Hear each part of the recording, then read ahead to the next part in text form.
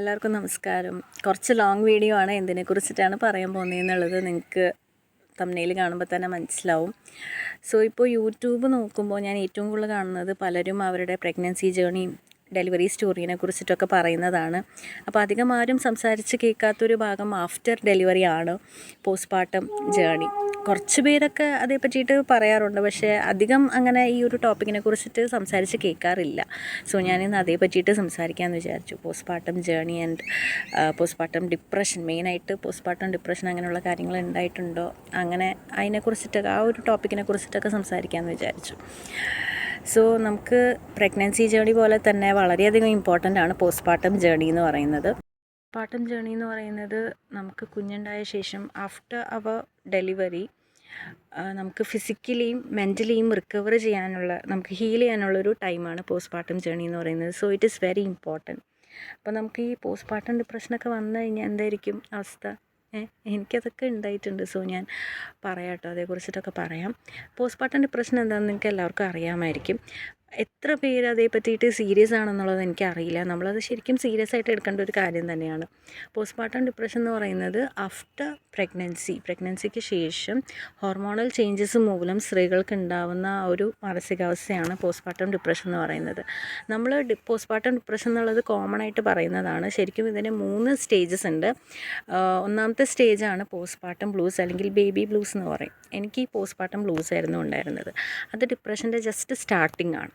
Second സ്റ്റേജാണ് postpartum depression എന്ന് പറയുന്നത്. ഈ പോസ്റ്റ്പാർട്ടം ഡിപ്രഷനിൽ നമുക്ക് ഭയങ്കരമായിട്ട് ദേഷ്യം വരികയും നമ്മൾ വയലൻ്റായിട്ടൊക്കെ പെരുമാറുകയും അങ്ങനെയൊക്കെ ചെയ്യുമല്ലോ, ആ ഒരു അവസ്ഥയിലേക്ക് എത്തും. പിന്നെ തേർഡ് സ്റ്റേജാണ് പോസ്റ്റ്പാർട്ടം സൈക്കോസിസ്. ഇത് പോസ്റ്റ്പാർട്ടം ഡിപ്രഷൻ്റെ എക്സ്ട്രീം ലെവലാണ്.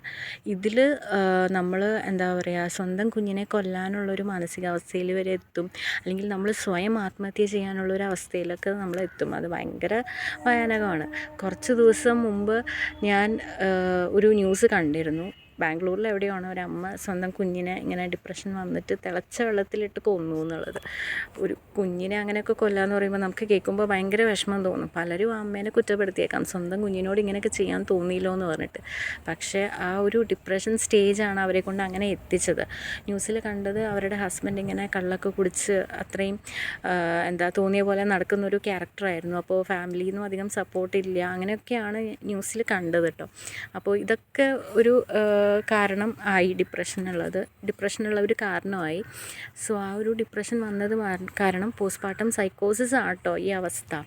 പോസ്റ്റ്പാർട്ടം ഡിപ്രഷൻ്റെ എക്സ്ട്രീം ലെവൽ. പോസ്റ്റ്പാർട്ടം സൈക്കോസിസ് ആ ഒരു അവസ്ഥ വന്നത് കാരണമാണ് ആ അമ്മ കുഞ്ഞിനെ അങ്ങനെ കൊല്ലാനിടയായത്.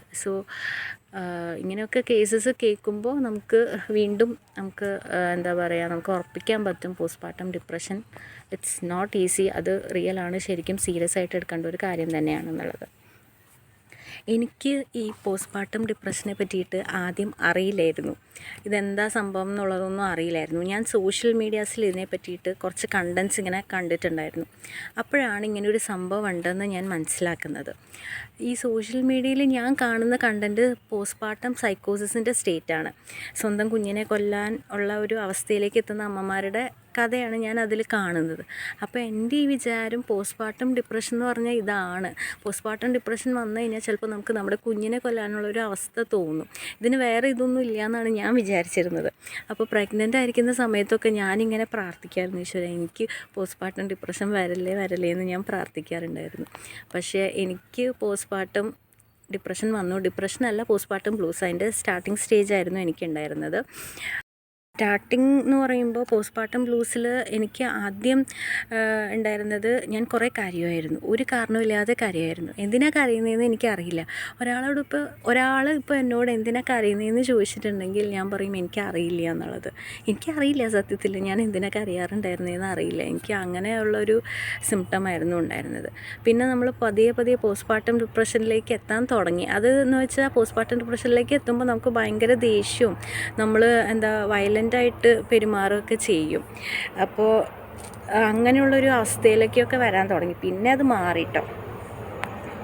പോസ്റ്റ്പാർട്ടം ഡിപ്രഷനെ കുറിച്ചിട്ട് കൂടുതൽ അറിയുന്നത് നെറ്റിൽ നോക്കി മനസ്സിലാക്കിയതാണ്. പിന്നെ പല ഡോക്ടേഴ്സിൻ്റെ വീഡിയോസ് കണ്ടിട്ടാണ് മനസ്സിലാക്കിയിട്ടുള്ളത്. ഇതിൽ തെറ്റെന്തെങ്കിലും ഉണ്ടെങ്കിൽ നിങ്ങൾ ക്ഷമിക്കണം. എനിക്ക് അങ്ങനെ വലിയ അറിവൊന്നുമില്ല. ഞാൻ നെറ്റിൽ നോക്കി മനസ്സിലാക്കിയതാണ് കേട്ടോ. ഞാൻ നേരത്തെ പറഞ്ഞില്ല ഇങ്ങനെ ഞാൻ പോസ്റ്റ്പാർട്ടം ഡിപ്രഷൻ്റെ വീഡിയോസ് ഇങ്ങനെ അതിൻ്റെ ബേസ് ചെയ്തിട്ടുള്ള കണ്ടൻറ്റ്സ് കണ്ടിട്ടുണ്ടെന്ന്. അപ്പോൾ അതിൽ പോസ്റ്റ്പാർട്ടം സൈക്കോസിസിൻ്റെ സ്റ്റേറ്റാണ് കാണിക്കുന്നത്. അപ്പോൾ എനിക്ക് അതിൽ അങ്ങനെ കണ്ടേ പിന്നെ ആ വീഡിയോസൊക്കെ അങ്ങനെ കണ്ടേ പിന്നെ എനിക്ക് പോസ്റ്റ്പാർട്ടം ഡിപ്രഷനെ കുറിച്ചിട്ട് കൂടുതൽ മനസ്സിലാക്കാനും അറിയാനും ഉള്ളൊരു താല്പര്യം പോയി. ഞാൻ പിന്നെ ആ വഴിക്കേ പോയിട്ടില്ല. പിന്നെ ഞാൻ ഈ പോസ്റ്റ്പാർട്ടം ഡിപ്രഷനെ കുറിച്ചിട്ടൊക്കെ ഇങ്ങനെ സെർച്ച് ചെയ്യുന്നത് ഡെലിവറിക്ക് ശേഷം കേട്ടോ. അതിന് ശേഷമാണ് ഞാൻ ഈ കാര്യങ്ങളെക്കുറിച്ചിട്ടൊക്കെ ഞാൻ നോക്കുന്നതും കൂടുതൽ അറിയുന്നതും നെറ്റിലൊക്കെ നോക്കി കൂടുതൽ അറിയുന്നതും ഡെലിവറിക്ക് ശേഷമാണ്. അപ്പോൾ എനിക്ക് പോസ്റ്റ്പാർട്ടം ബ്ലൂസ് ആയിരുന്നു ഉണ്ടായിരുന്നത്. പിന്നെ പോസ്റ്റ്പാർട്ടം ഡിപ്രഷനിലേക്ക് എത്തുന്നൊരവസ്ഥയൊക്കെ വന്നു. പിന്നീട് അതൊക്കെ മാറി. സോ ഈ പോസ്റ്റ്പാർട്ടം ഡിപ്രഷൻ വരാൻ ചിലപ്പോൾ ചെറിയ കാരണങ്ങൾ മതി, വലിയ കാരണങ്ങൾ വേണമെന്നില്ല, ചെറിയ കാരണങ്ങൾ മതി. ഇപ്പോൾ ന്യൂ മോമല്ലേ, പ്രസവം കഴിഞ്ഞ അമ്മമാർക്ക് പല കാര്യങ്ങളും കേൾക്കേണ്ടി വരും. ഒന്ന് കുറേ ഉപദേശങ്ങൾ കേൾക്കേണ്ടി വരും, കുഞ്ഞിനെ എങ്ങനെ നോക്കണം, പല പല കാര്യങ്ങളിലും അമ്മമാർക്ക് ഉപദേശങ്ങൾ കേൾക്കേണ്ടി വന്നു എന്ന് വരും. പിന്നെ അമ്മമാർക്ക് കുറ്റപ്പെടുത്തലുകൾ കേൾക്കേണ്ടി വരും. ഇപ്പോൾ കുഞ്ഞിന് എന്തെങ്കിലും വന്നിട്ടുണ്ടെങ്കിൽ അതിനെല്ലാം കാരണം അമ്മയാണ്, അമ്മയുടെ നോട്ടക്കുറവ്. കുഞ്ഞിനിപ്പോൾ എന്ത് വന്നാലും അത് അമ്മയുടെ നോട്ടക്കുറവ് കൊണ്ടാണെന്നുള്ള കുറ്റപ്പെടുത്തൽ. പിന്നെ നാട്ടുകാരുടെ ഓരോരോ കുറ്റം പറച്ചിൽ. കുഞ്ഞുങ്ങൾ എന്തെങ്കിലും കാര്യത്തിന് നാട്ടുകാരായിക്കോട്ടെ ബന്ധുക്കളായിക്കോട്ടെ, ബന്ധുക്കളൊട്ടും മോശമൊന്നുമല്ല കേട്ടോ. ഇപ്പോൾ ബന്ധുക്കളായിക്കോട്ടെ, ഇപ്പോൾ കുഞ്ഞ് എപ്പോഴും കരയാണെന്നുണ്ടെങ്കിൽ കുഞ്ഞുങ്ങൾ പല കാരണങ്ങൾ കൊണ്ട് കരയും. പക്ഷേ കുഞ്ഞുങ്ങൾ എപ്പോൾ കരഞ്ഞാലും എല്ലാവർക്കും അതിനൊരു ഒറ്റ ഉത്തരേ ഉണ്ടാവുള്ളൂ, അത് കരയുന്നത് വിശന്നിട്ടാണെന്ന്. അപ്പോൾ അമ്മ നോക്കുന്നില്ല, അമ്മ വേണ്ടത്ര പാലതിന് കൊടുക്കുന്നില്ല, അങ്ങനെയൊക്കെ പറഞ്ഞിട്ട്. സോ ഇങ്ങനെയുള്ള ചെറിയ ചെറിയ കാരണങ്ങൾ മതി. ചിലപ്പോൾ നമുക്ക് മനസ്സിലൊരു തോന്നൽ വരും, ഞാൻ കാരണമാണോ എൻ്റെ കുഞ്ഞിങ്ങനെ, ഞാൻ കാരണമാണോ എൻ്റെ നോട്ടക്കുറവ്. അങ്ങനെ നമുക്ക് മനസ്സിൽ സ്വയം ഒരു തോന്നൽ തോന്നും, ഞാൻ പെർഫെക്റ്റ് അല്ലേ എന്ന് നമുക്ക് ആ ഒരു ഇത് തോന്നും. അപ്പോൾ ആ ഒരു ചെറിയ കാരണം മതി ചിലപ്പോൾ ഡിപ്രഷനിലേക്ക് എത്താൻ. പിന്നെ ഇപ്പോൾ പല അമ്മമാരും ഇങ്ങനെ കുറ്റം പറയുന്നവരോട് നല്ല രീതിയിൽ തിരിച്ച് മറുപടി പറയാനും പഠിച്ചു കഴിഞ്ഞു. അപ്പോൾ അങ്ങനെയും ഉണ്ട് കേട്ടോ. ഉപദേശങ്ങളും കുറ്റപ്പെടുത്തലുകളും എല്ലാം കേട്ടിട്ടുണ്ട്. പക്ഷേ ഞാൻ അതിലൊന്നും പറയാൻ പോയിട്ടില്ല. കാരണം ഞാനൊരു ന്യൂ മോമാണ്. എനിക്ക് എല്ലാ കാര്യങ്ങളിലും പരിചയക്കുറവുണ്ട്. കുഞ്ഞിൻ്റെ A to Z കാര്യങ്ങളിൽ എനിക്ക് പരിചയക്കുറവുണ്ട്. കുഞ്ഞിനെ മര്യാദയ്ക്ക് എടുക്കാൻ പോലും എനിക്ക് അറിയത്തില്ലായിരുന്നു. ഇപ്പോഴാണ് ഞാനത് ശരിക്കും പഠിച്ചത്. ഇപ്പോഴും പെർഫെക്റ്റ് ആണോ എന്നൊന്നും എനിക്കറിയില്ല. പക്ഷേ എങ്കിലും ഞാൻ പഠിച്ചത് ഇപ്പോഴാണ്. അപ്പോൾ എനിക്ക് അങ്ങനെ എല്ലാ കാര്യങ്ങളിലും പരിചയക്കുറവായിരുന്നു. സോ ഞാനൊന്നും പറയാൻ പോയിട്ടില്ല അങ്ങനെ. പിന്നെ എന്താ പറയുക, എൻ്റെ പോസ്റ്റ്പാർട്ടം ജേണി ഇങ്ങനെയൊക്കെയായിരുന്നു. ആദ്യം കുറച്ച് എനിക്ക് ഹെൽത്ത് ഇഷ്യൂസ് ഉണ്ടായിരുന്നു, അതിനിടയിലാണ് ഈ ഡിപ്രഷനും കാര്യങ്ങളൊക്കെ വന്നു പോയത്. പിന്നെ അത് കഴിഞ്ഞിട്ട് പോസ്റ്റ്നാറ്റൽ ട്രീറ്റ്മെൻറ്റും കാര്യങ്ങളൊക്കെ ആയിരുന്നു പോസ്റ്റ്പാർട്ടം ജേണിയിൽ ഉണ്ടായിരുന്നത്. പോസ്റ്റ്നാറ്റൽ ട്രീറ്റ്മെൻറ്റ് ഞാൻ എൻ്റെ വീട്ടിൽ തന്നെയാണ് ചെയ്തത്. പലരും ഇപ്പോൾ ആയുർവേദിക് ഹോസ്പിറ്റൽസിൽ പോയിട്ട് ചെയ്യുന്നത്. ഇത്ര ദിവസത്തെ പാക്കേജൊക്കെ അവർ എടുക്കുന്നുണ്ട്. പിന്നെ നേരിട്ട് പോകാൻ പറ്റാത്തവർക്ക് അവർ ആയുർവേദിക് ഹോസ്പിറ്റലിൽ അവിടുത്തെ സ്റ്റാഫിനെ വീട്ടിൽ വിളിച്ചു വരുത്തി ചെയ്യിക്കുന്നവരുണ്ട്. ഞാൻ പക്ഷേ ഇങ്ങനെയൊന്നും ആയിരുന്നില്ല. ഞാൻ എൻ്റെ വീട്ടിൽ എന്നെ നോക്കാനായിട്ടൊരു ചേച്ചിയെ നിർത്തിയിട്ടുണ്ടായിരുന്നു. സോ അങ്ങനെയാണ് ഞാൻ എൻ്റെ പോസ്റ്റ്നാറ്റൽ ട്രീറ്റ്മെൻറ്റ് ചെയ്തത്. പക്ഷേ ഞാനൊരു ആയുർവേദിക് ഡോക്ടറിൻ്റെ നിർദ്ദേശപ്രകാരമാണ് എല്ലാ കാര്യങ്ങളും ചെയ്തിട്ടുണ്ടായിരുന്നത്. കോട്ടയ്ക്കൽ ആയുർവേദയിൽ നിന്നായിരുന്നു എൻ്റെ എല്ലാ പ്രൊഡക്ട്സും, പോസ്റ്റ്നാറ്റൽ ട്രീറ്റ്മെൻറ്റിൻ്റെ എല്ലാ പ്രൊഡക്ട്സും അവിടെ നിന്നായിരുന്നു ഞാൻ എടുത്തിട്ടുണ്ടായിരുന്നത്. ഈ തിളച്ച വെള്ളത്തിലുള്ള കുളിയൊക്കെ ഞാനും ചെയ്തിട്ടുണ്ട് കേട്ടോ. പലരും ഞാൻ സോഷ്യൽ മീഡിയയിൽ കണ്ടിട്ടുണ്ട്, പലരും ഈ തിളച്ച വെള്ളത്തിലുള്ള കുളീനൊക്കെ പറ്റിയിട്ട് പറയുന്നുണ്ട്. അത് ഓർക്കാൻ കൂടി വയ്യ. ചിലവർക്ക് അത് എന്തിനാണ് ഇങ്ങനെ ചെയ്യുന്നത്, അതിൻ്റെ ഒന്നും ആവശ്യമില്ല എന്ന് പറഞ്ഞിട്ട് അതിനെ പുച്ഛിച്ച് തള്ളുകയും ഇതൊക്കെ ചെയ്യുന്നുണ്ട്. സോ എനിക്ക് പ്രത്യേകിച്ച് തിളച്ച വെള്ളത്തിലുള്ള കുളി എനിക്ക് ഒന്നും ഫീൽ ചെയ്തില്ല കേട്ടോ. എനിക്ക് തിളച്ച വെള്ളമാണ് മേത്ത് ഒഴിക്കുന്നതെന്നുള്ളൊരു ഫീലും ഒന്നും ഉണ്ടായിരുന്നില്ല. സാധാരണ ചൂടുവെള്ളത്തിൽ ഞാൻ കുളിക്കാറുണ്ട്, എനിക്ക് ആ ഒരു ഫീലായിരുന്നു. എനിക്ക് പ്രത്യേകിച്ചൊന്നും തോന്നിയില്ല. ഈ നമ്മൾ പ്രഗ്നൻസി പെയിൻ അല്ലെങ്കിൽ ആ ഒരു പ്രഗ്നൻസി ജേണിയിലൂടെ കടന്നു വന്നവരാണല്ലേ. ഞാൻ സെക്ഷനായിരുന്നു എൻ്റെ ഡെലിവറി എങ്കിലും ഞാൻ പ്രഗ്നൻസി പെയിൻ അനുഭവിച്ചിട്ട് തന്നെയാണ് സെക്ഷനിലേക്ക് പോയത്. അപ്പോൾ നമുക്ക് അനുഭവിച്ചവർക്ക് മനസ്സിലാവും പ്രഗ്നൻസി പെയിൻ എന്തോരം ഉണ്ടെന്ന്. അത് നമുക്ക് കടക്കാൻ പറ്റിയെന്നുണ്ടെങ്കിൽ, അത് നമുക്ക് സഹിക്കാൻ പറ്റിയെന്നുണ്ടെങ്കിൽ ഈ തിളച്ച വെള്ളമൊക്കെ ഒന്നും അല്ല എന്നാണ് എനിക്ക് തോന്നിയിട്ടുള്ളത്. സാധാരണ ചൂടുവെള്ളത്തിൽ എങ്ങനെയാണോ കുളിക്കുന്നത് അതേപോലെ അങ്ങോട്ട് കുളിച്ച ഫീലായിരുന്നു എനിക്ക് ഉണ്ടായിരുന്നത് കേട്ടോ.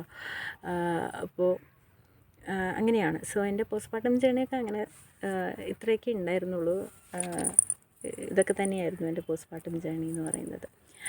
അപ്പോൾ പോസ്റ്റ്മോർട്ടം ജേണിയും പ്രഗ്നൻസി ജേണിയും വളരെയധികം ഇമ്പോർട്ടൻ്റ് ആണ്. ഈ ഒരു 2 സ്റ്റേജിലും നമുക്ക് മെൻ്റൽ ഹാപ്പിനെസ് ആണ് വേണ്ടത്.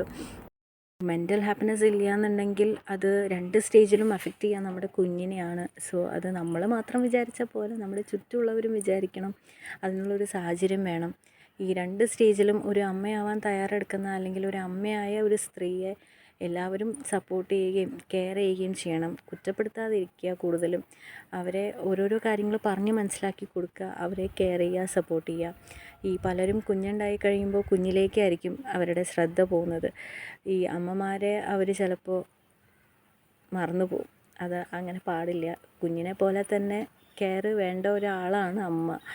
സോ ഈ പ്രഗ്നൻ്റ് ആയിരിക്കുന്ന സമയത്തും കുഞ്ഞിനെ ആയിരിക്കും കൂടുതൽ ഇമ്പോർട്ടൻസ്, അവിടെ കുഞ്ഞിനായിരിക്കും കൂടുതൽ ഇമ്പോർട്ടൻസ് ഉണ്ടാവുക അല്ലേ. പ്രഗ്നൻസി സമയത്ത് എല്ലാവരും പറയും, അമ്മയോട് പറയും നല്ല രീതിയിൽ ഭക്ഷണം കഴിക്കണം, 2 പേർക്കുള്ള ഭക്ഷണം കഴിക്കണം, ഒരാൾ കൂടി ഉണ്ട് വയറ്റിൽ, അത് ഓർമ്മ വേണം, കുഞ്ഞ് നല്ല ആരോഗ്യത്തോടെ പുറത്ത് വരണം, കുഞ്ഞിന് നല്ല വെയിറ്റ് വേണം, അങ്ങനെയൊക്കെ പറയും.